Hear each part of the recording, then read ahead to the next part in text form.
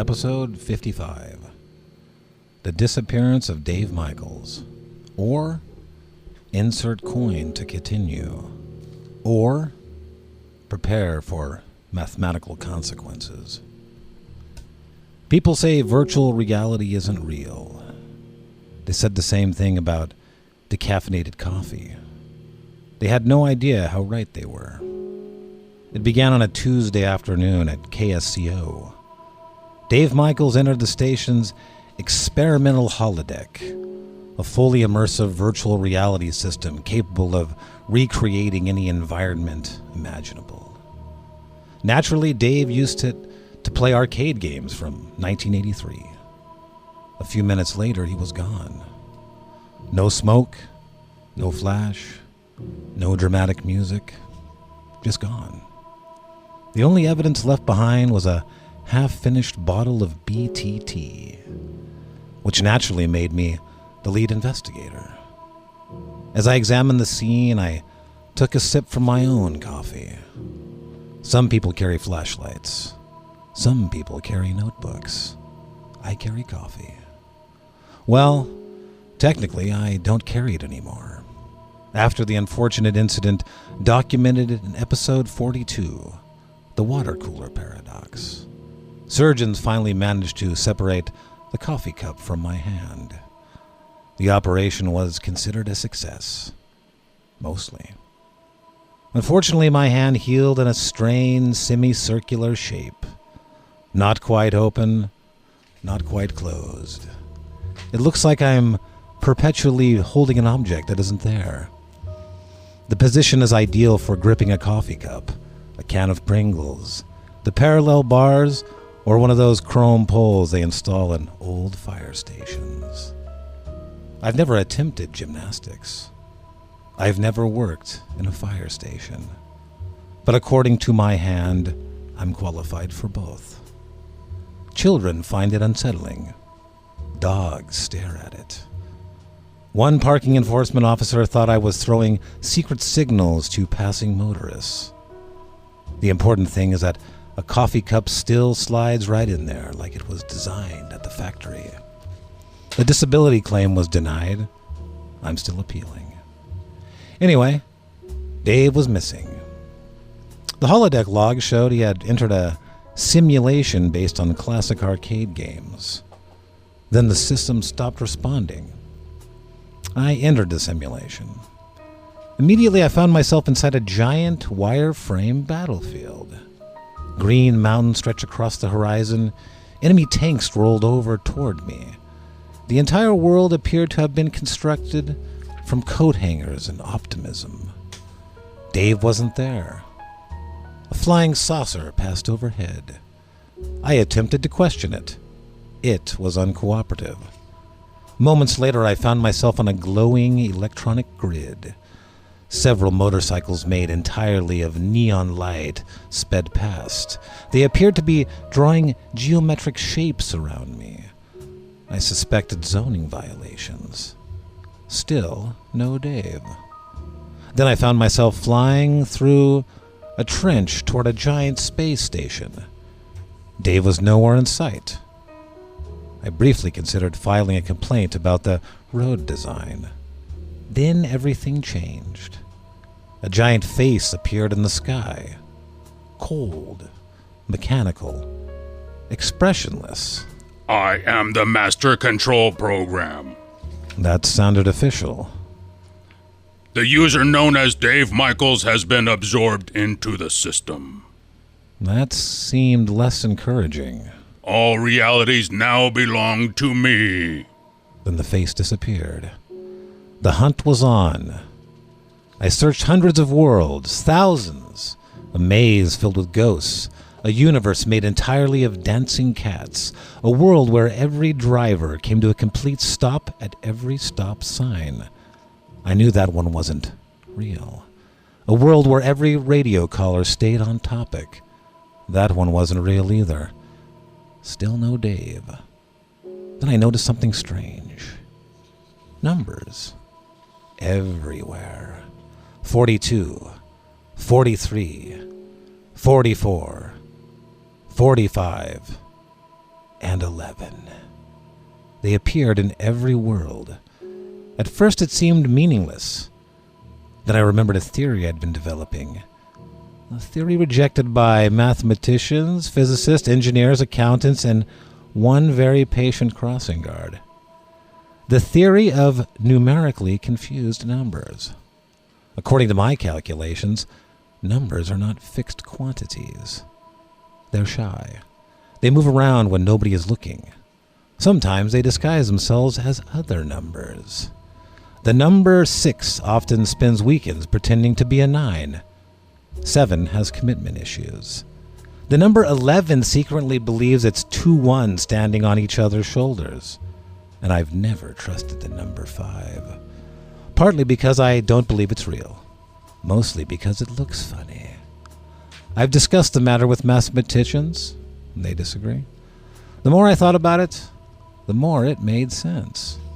The MCP wasn't trapping Dave. The numbers were. The numbers weren't just appearing. They were following me. Every battlefield contained a tank numbered 42. Every maze contained a corridor numbered 43. Every dancing cat wore a jersey named numbered 44. Every glowing motorcycle carried the number 45. At first I suspected a pattern. Then I suspected a conspiracy. Then I suspected numbers were unionized. That seemed the most likely explanation. I attempted to question the number 42 directly. It refused to cooperate. The number 43 demanded legal representation. The number 44 claimed diplomatic immunity. And the number 45 insisted it was merely a witness. Only the number 11 would talk.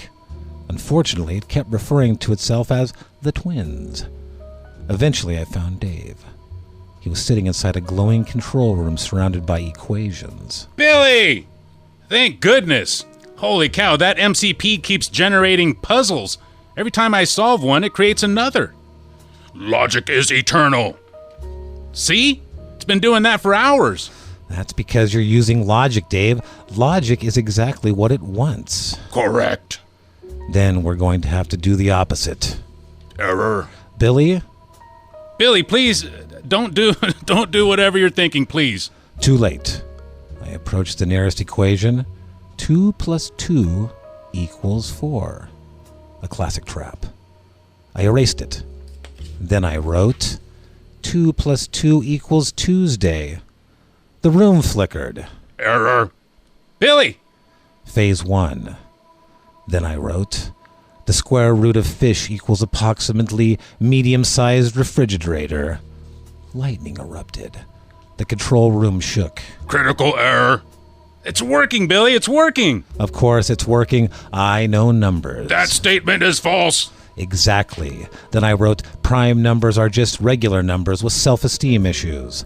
3 monitors exploded. A virtual vending machine began singing opera. Logical failure. Keep going, Billy, keep going. I've been waiting for this for years. Then I revealed my ultimate theory. 5 isn't a real number. Impossible. Look at it. It barely looks numerical. Number 5, confirmed. That's exactly what 5 wants you to think.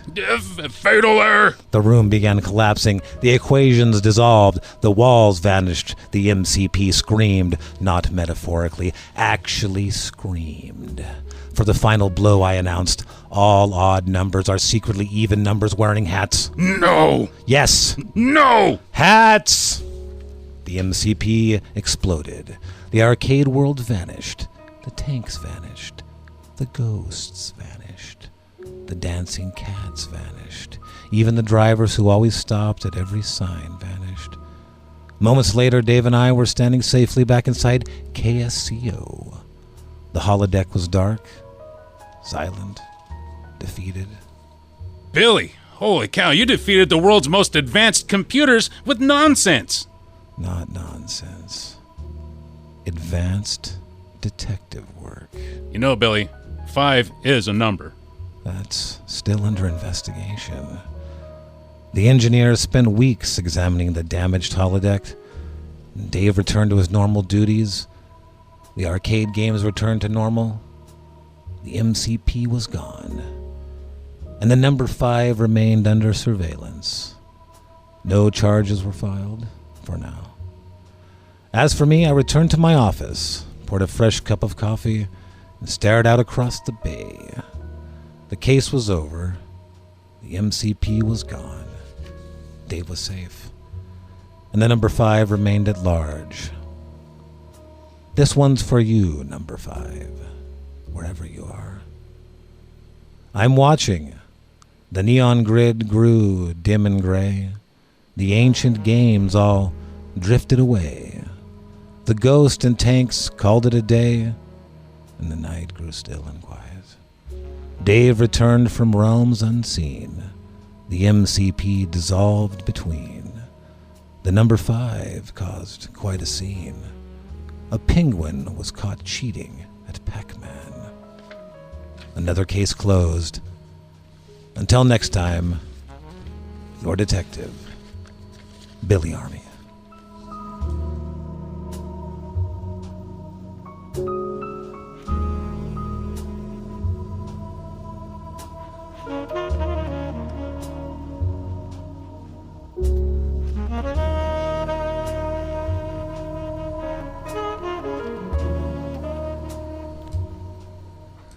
All right, Professor Armi, we are Thank just you, about Professor out of here. Michaels. So let's say Program. I'm going to give another shout out to Jeff. Boring Jeff, dude, we are going to miss you. I've worked with a lot of people over the years, Billy. I've seen a lot of people come in and out of these doorways. Yeah. A lot of people go on the airwaves here. And Jeff was just a different breed of cat. Jeff was a cat man. He loved cats, just like I do. Too. Cats We all and love cars. Good for him. Was yeah. Jeff. So We'll be missed. we'll see you again, Jeff, someday, but not today, dude.